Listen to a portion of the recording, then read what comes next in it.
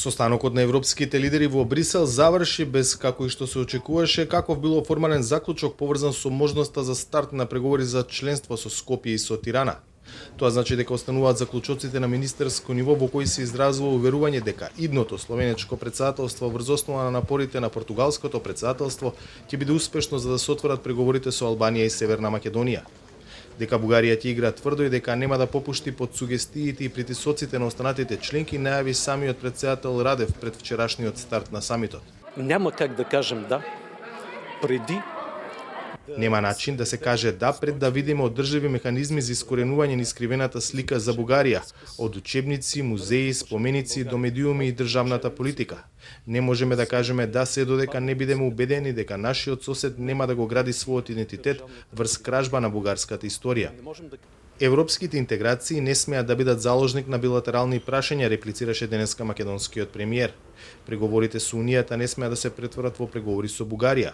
Нашиот напредок во ЕУ интеграциите првенствено треба да зависи од домашните реформи врзани со поглавјата, законодавството на ЕУ и постигнување на европските стандарди, напиша Зоран Заев на неговиот Facebook профил.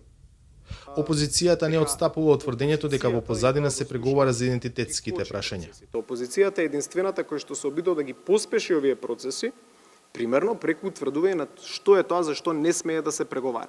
Идентитет, историја како дел од идентитетот, македонскиот јазик, македонските национални малцинства и сите тие најбитни прашања кои што се дел од македонското национално битие. Јас не чувствувам дека владата стои цврсто позади тие позиции. Владата најавува дека и покрај јунскиот неуспех ќе продолжи да биде проактивна. Прашањето во билатералните спорови не е само што можете вие да направите. Прашањето е што ќе направи и втората страна. И не можете вашиот оптимизам да го искористите за да ја сработите нивната задача.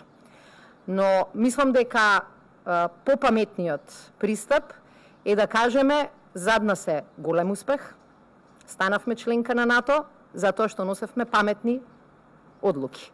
Ке продолжиме да носиме паметни одлуки и да водиме вистински политики. Наредната шанса за некаков пробив е на почетокот на октомври, кога под словенечкото претседателство со ЕУ ќе се одржи самит меѓу Унијата и Западен Балкан. Евентуалниот позитивен развој на ситуацијата може да се ефектуира 2 недели подоцна во Брисел, кога ќе заседава врвот на Европската Унија.